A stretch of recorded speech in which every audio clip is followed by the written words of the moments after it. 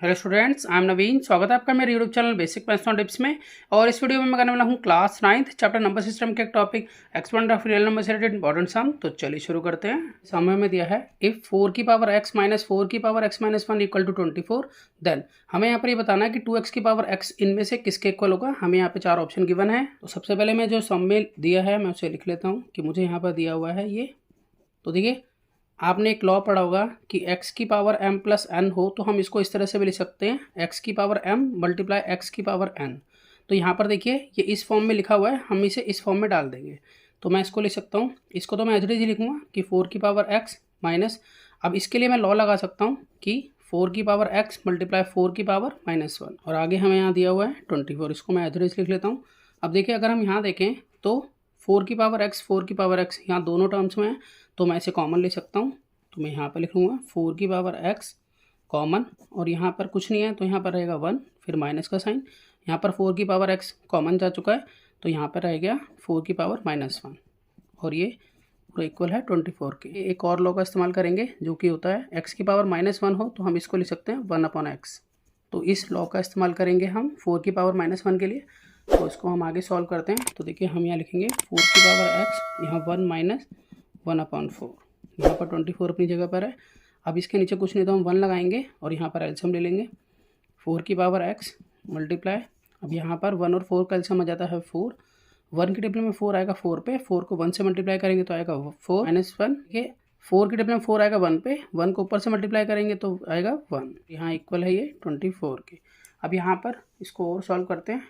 तो 4 में से 1 गया, यहाँ आ गया 3, यहाँ 3/4 आ गया, उसके साथ है 4 की पावर x इक्वल टू हाँ 24। अब देखिए अब ये जो 3/4 है यहाँ पर ये मल्टीप्लिकेशन के रिलेशन में तो उधर जाके डिवाइड हो जाएगा।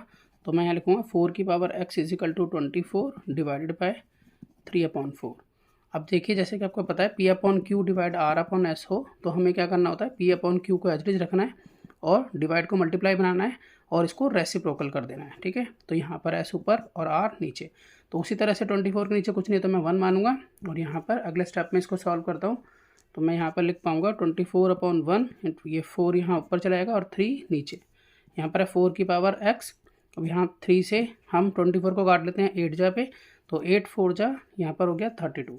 यहाँ पे 4 की पावर x 32 के इक्वल है, तो हम 32 को लिख सकते हैं 2 की पावर 5। देखिए किस तरह से, अगर मैं 32 को फैक्टराइज करूँ तो मैं इस तरह से कर लेता हूँ, 2 1 जा 2, 2 6 जा 12, या 2 8 जा 16, 2 4 जा 8, 2 2 जा 4, या 2 1 जा 2। तो इस तरह से मैं 32 को लिख सकता हूँ 2 की पावर 5। यहाँ पर ये जो 4 है इसको मैं लिख सकता हूँ 2 की पावर 2, और बाहर है x।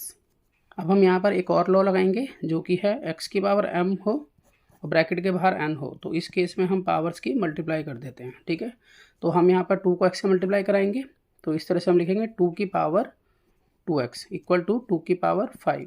अब यहाँ पर अगर हम देखें तो मेरे दोनों तरफ यहाँ बेस सेम है। ठीक है, यहाँ पर भी 2 है और यहाँ पर भी 2 है, तो इट मीन्स जब बेस सेम होते हैं तो एक्सपोनेंट भी आपस में एक दूसरे के इक्वल होते हैं।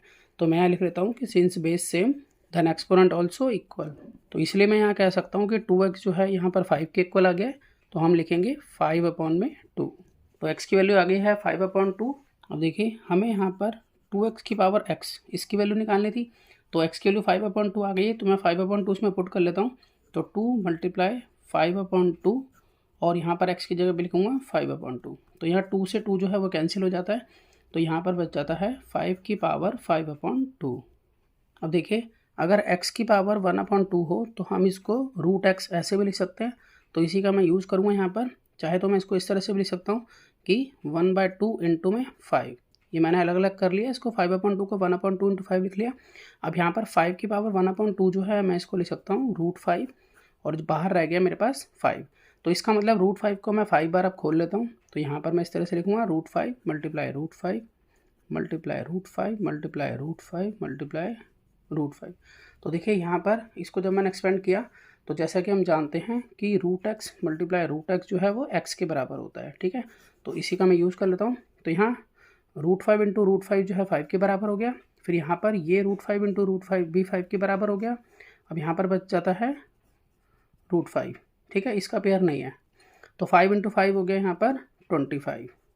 तो 25 √5 जो है वो इसका आंसर हो जाता है। तो देखिए अगर हम ऑप्शन में चेक करें तो हम यहाँ देख पाएंगे कि ऑप्शन सी बिल्कुल करेक्ट है। तो आशा करता हूँ कि आपको सम समझ में आया होगा। इसी तरह के बहुत से सम्स क्लास 9th के लिए पहले से अपलोड हैं, आप उन्हें देख सकते हैं। तो मिलते हैं नेक्स्ट वीडियो में और नए सम के साथ, तब तक के लिए गुड बाय।